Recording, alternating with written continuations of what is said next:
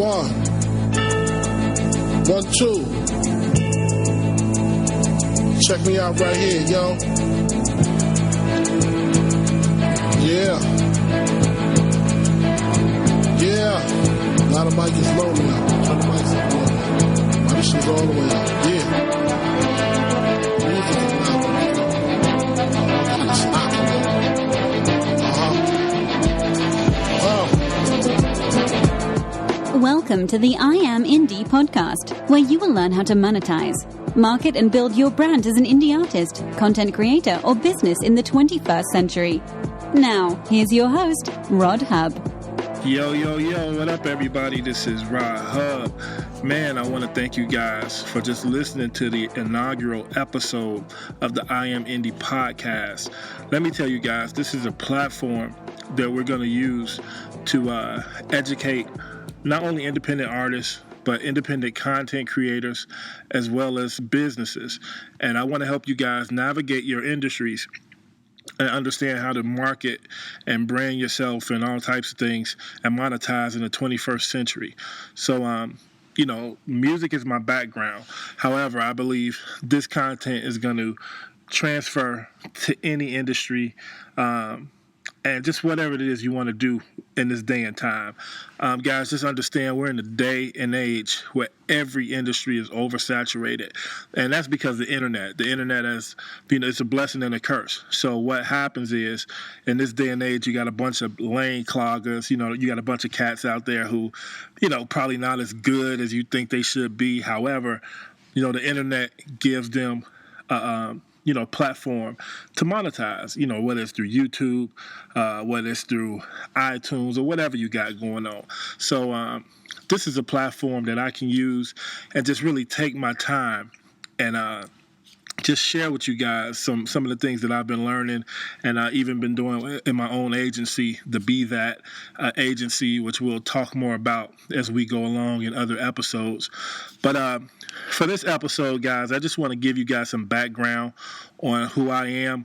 And, for those of you who've been following me, this is basically a follow-up from the 60 videos and 60 days that I did over the summer.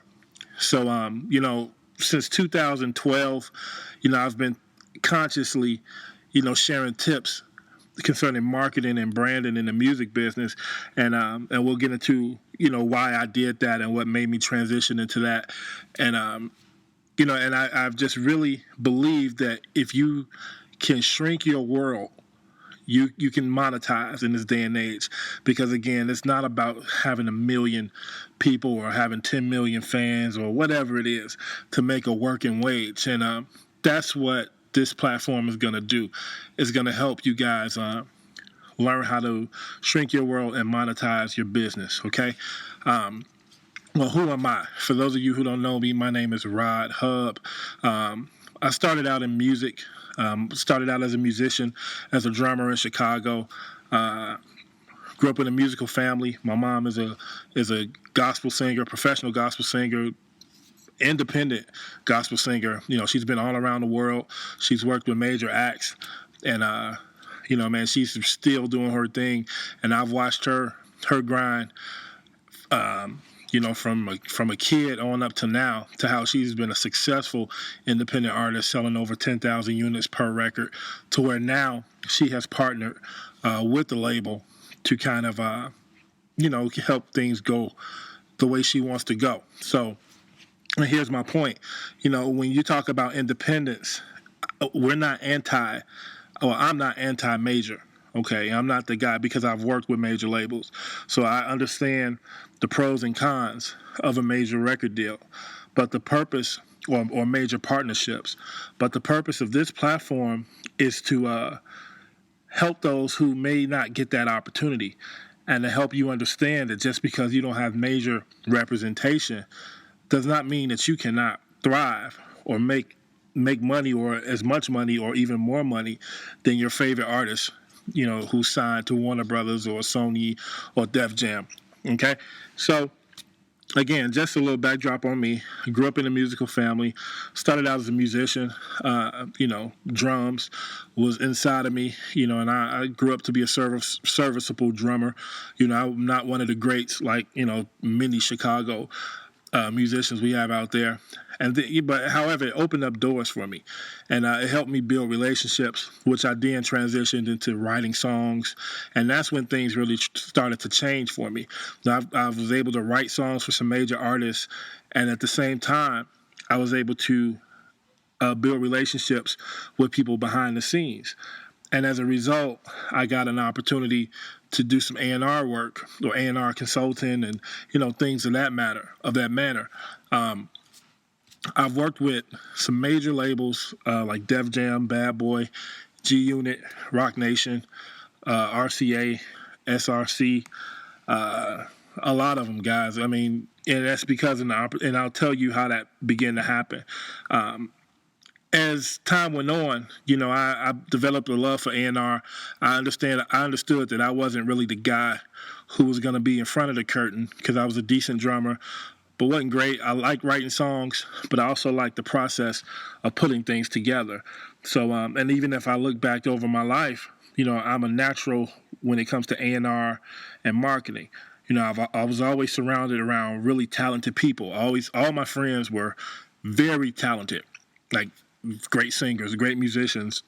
And then there was me. I wasn't the best, I wasn't the worst, but I was in that middle. But I understood over time that my job was to kind of be the guy behind the guy. And let me explain that to you. Growing up in Chicago, we had Chicago Bulls. Bulls were, especially in the 90s, they were running the NBA. Everybody loved Mike, but I loved Scotty. Everybody loved Babyface, but I loved L.A. Reid. I was always the guy who wanted to be the guy who influenced the guy. And, so I understood that that's what A&R was. And, I began to do some management and, went to school for business, went to school for marketing, got a master's degree in marketing. And that's when I understood the power of marketing. I understood that the difference between so many talented artists and, making it and not making it was really marketing. And and this is a conversation I had with one of the A&R, one of the representatives from the labels that I was working with. I had the job of kind of filtering talent for A&Rs. So understand in 2008, 2009, there were not a lot of A&Rs in the industry anymore. So you typically only probably had one A&R, which was the head of the department. You may have had two other guys. So A&Rs, they were past the time of going to clubs and trying to discover talent and things like that. They didn't have time for that. But they would get all these demos all the time. So my job was to filter the talent. Or even if I knew people who I thought should have a shot, I would go ahead and set that up. But and these were people who I thought were dope. I was like, man, no doubt, man, you should get some type of attention or some type of look. And as I talked to one of the representatives, they were telling me, man, you know what? These artists are great. But at the end of the day, the way the industry is, man, we have to really work with people who are dope, but also have their business in order, which means we need to make sure they got a following. We need to make sure these are people that we could monetize on right away, because records are not selling like it used to. And if we're going to shell out $2 million or $3 million, we need to know that we can make $7 right away, or, as soon as we can. And, in the back of my mind, when I heard that, I was like, wow, well, if an artist can do that, why do they need you? And then that's when, the light went off. One day I was it was like close to New Year's Eve, maybe a day or so away from that. And I was just in prayer. I was just wondering what my plan was going to be for that next year. And I heard God literally say, focus on independent artists. And I was like, okay, well, I thought my impact could be more in the major, working with major labels. But then it began to show me that, no, there's always going to be more independent artists than major artists. And if you can teach independent artists, what you've learned just through your short time working with labels and how to build a business and how to get their business in order and build a strong base, you'll create more value that way because there'll be more people to help. And that was the whole reason I wanted to be in the music business anyway, was to help the talented people I knew who was in obscurity, be able to do music. So, after some struggle with it, I began to accept it. And since 2012, I've really been on this journey to help 10,000 artists become six figures, become six-figure earners in their business. So that's my dream. That's the purpose of this. And this is the start of this to help 10,000 independent artists reach six figures or more. And not saying you have to limit yourself to that mentality, but we know it starts with you being able to make a working wage. If I can help an independent artist make what a teacher makes, man, that's great. If I can help replace what you're making at your job so you can do music every day, that's what we want to do. And that's what this podcast is all about, guys. I have my own marketing agency that I'm launching in 2016 officially, and it's called the Be That Agency. And what it is just really talking about being yourself. Be that. Whatever it is you want to see yourself or however it is you see yourself, we're going to create a vision around you to help you be that. Okay, and that's what this is all about, guys. And again, this podcast isn't to advertise my agency. This is basically a platform to help, especially for those who I probably wouldn't be able to do business with, because you can't help everyone, directly, but I can help everyone indirectly through things like podcasts and radio shows and things like that. So the iAMiNDiE podcast, guys, is much more than a podcast. This is going to be hopefully end up turning into a big radio show. We're going to do some conferences starting next year, maybe in the summer. We're going to have the first iAMiNDiE conference. And, man, this is going to be big, guys. I believe this is a movement. I want to build a tribe of independent artists who are looking to do something great. But today, I want to cover the 21st century music business. Okay, I want to share a quote real quick with you guys that Nipsey Hussle said. And for those of you who don't know Nipsey Hussle is an independent hip hop artist who at one time was selling his mixtape for $100. This is a guy, he had that bravado, he had the balls, and he knew his value. And he said, you know what, I'm not the regular cat. My music ain't regular. I'm gonna sell this mixtape for $100. And he ran into Jay-Z. Jay-Z was so impressed with him. Jay-Z bought 100 of his mixtapes, or something like that. And and then the legend was born. Nipsey did his thing, got some notoriety, and began to work it. But what he said, guys, he said something that really stuck with me. He said the old music industry will become a victim of the digital revolution if they don't call an audible. And he went on to say they needed to call that audible quick. And you guys know that the downturn of the industry really began around 2000. I believe the last really profitable year that the record industry had was in 2004, 2005-ish. And that's what, you had Outkast. They had some big records that year. You had Outkast, Speaker Box and Love Below. You had Kanye's debut record. You had Usher's Confessions. Then Lil Wayne was really, beginning to blossom out. He was coming out around that time. Well, not coming out, but he was really beginning to grow. So, they had these guys and these brands who were emerging, and it really helped the music industry or the record industry, make a lot of money. But as time went on, guys, people just started understanding, hey, I want to buy the music I want to buy. I want to buy the songs I want to buy. I don't want to be stuck with a whole album and only like 3 songs. So that's when you started seeing iTunes and CD babies and things like that really emerge. And instead of embracing it, the labels kind of fought against it. And one thing I learned about 21st century business is that the customer, well, it's an old adage that says the customer is always right. And that's true, guys. And it's really truer today than ever before. If you're an artist and you're thinking you're going to go against what your market is saying they want, you're not going to win. You're not going to beat your audience. If the audience is saying, hey, I don't want to buy from you because I don't know you, and you keep making records without a fan base, so you're spending this money and you're not making money, how smart is that? If the market is saying, hey, we want to get to know you first before we spend money, that's what you have to do.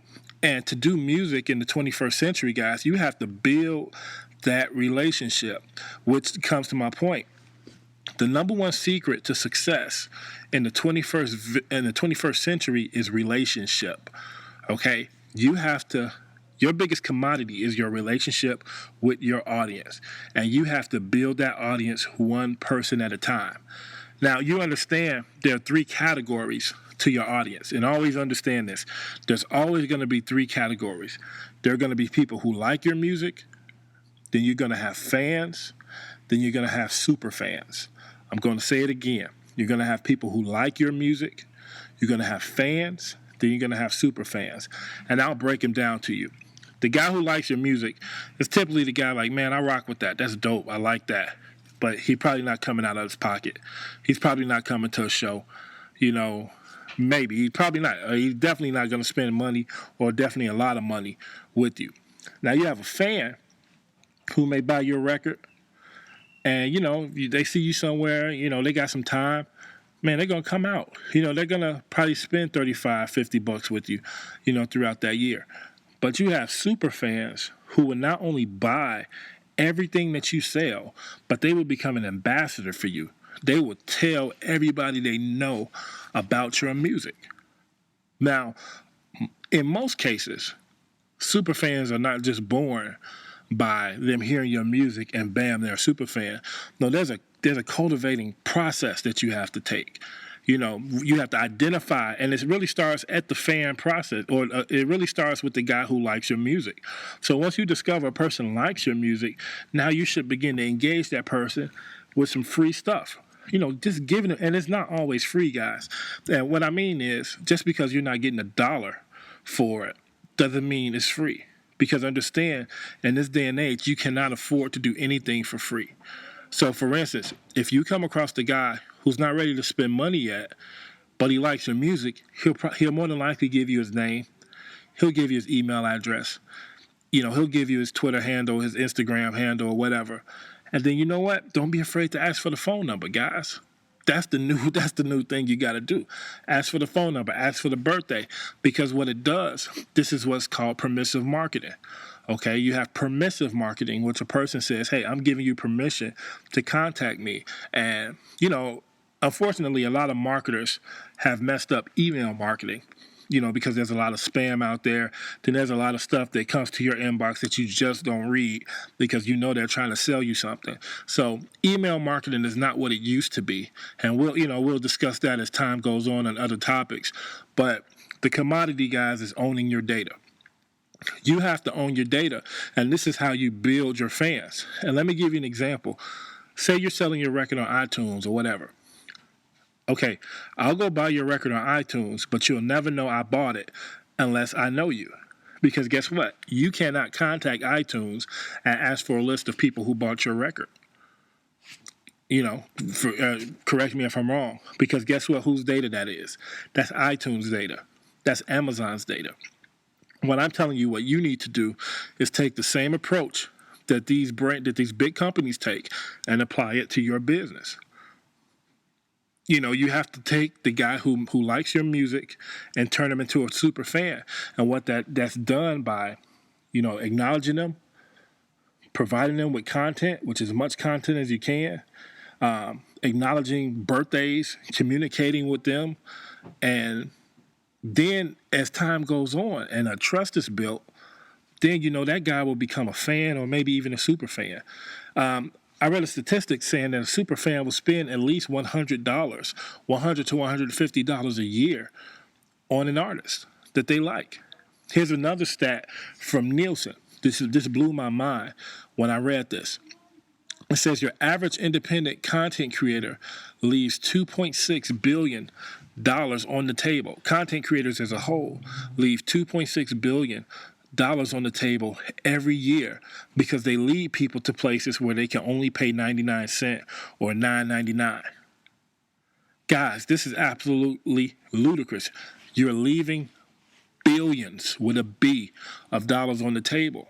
So what it is, and it's because we're not taking the time to cultivate our relationships. So, and you do that through your social media. You do that through your YouTube. You do that through text. You do that through just, man, being cordial after your shows. It blows my mind when we do shows and no one's there taking data. I'm telling you guys, I consult for many independent artists, many of them. And the hardest thing for them to do is to get data after a show.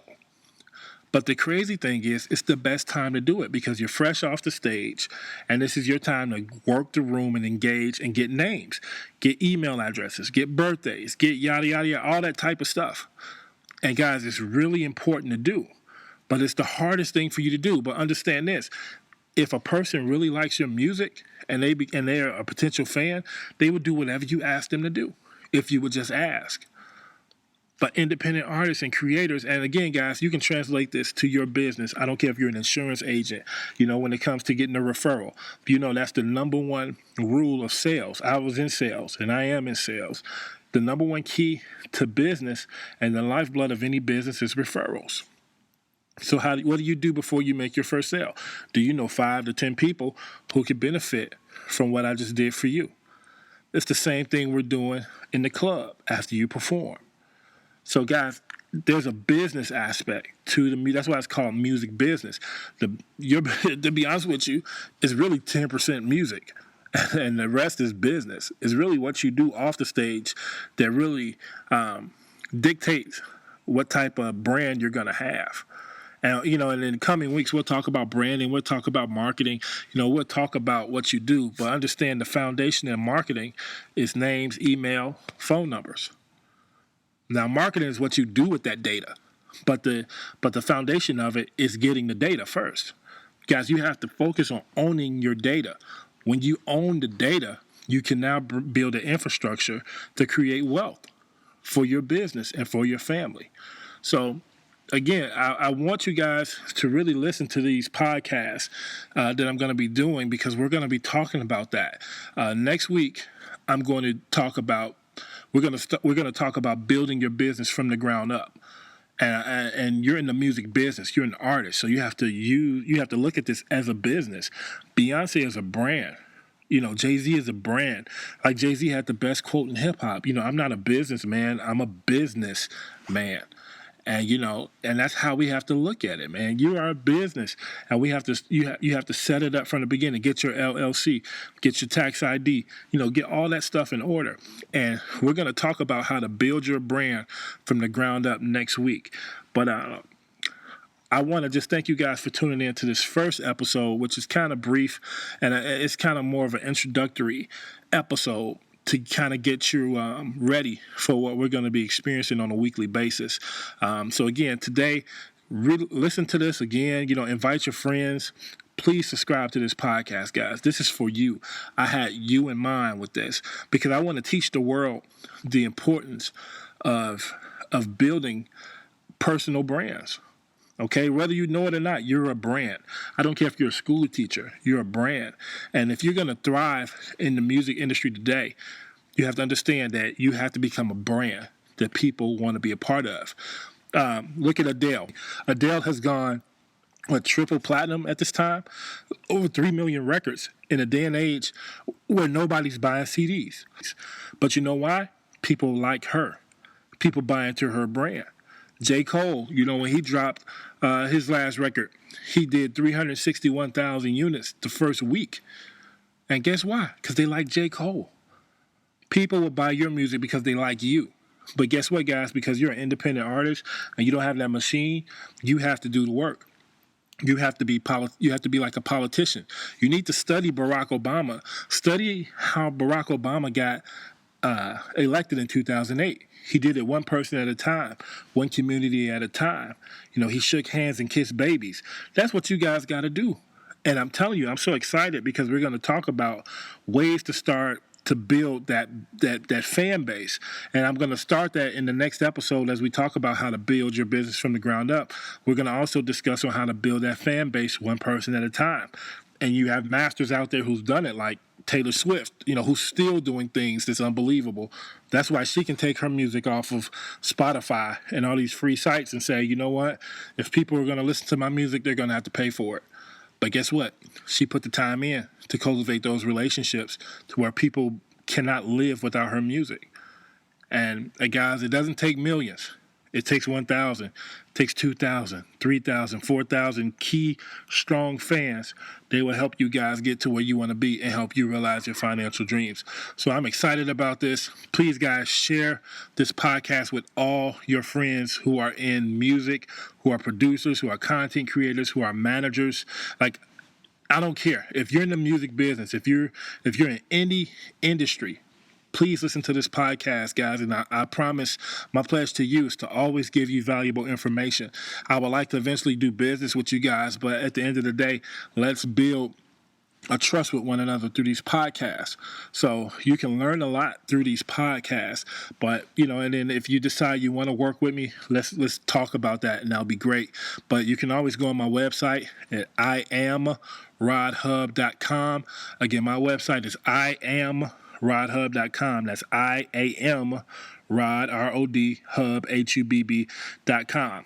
Now, I'm going to be honest with you. I definitely suck when it comes to updating my content on my blog, which is my pledge for 2016 to get better at. But I have a lot of valuable information on that website right now that you can learn from and benefit from. And some entertaining articles on why I believe MC Hammer is probably the most influential hip-hop artist of all time. Crazy things like that. But I really believe that. So, take the time and check that website out. Share it with your friends. Invite everybody you know about this podcast, man. I really appreciate you guys. Merry Christmas. Happy holidays to you guys. This is airing December 24th on Christmas Eve as my Christmas gift to you guys. But we will be following up on New Year's Eve, December 31st, to start the new year off right. So I look forward to just speaking with you guys. And thank you for tuning in, and I'll see you next week. Thanks for listening to the iAMiNDiE podcast. We'll talk to you next week.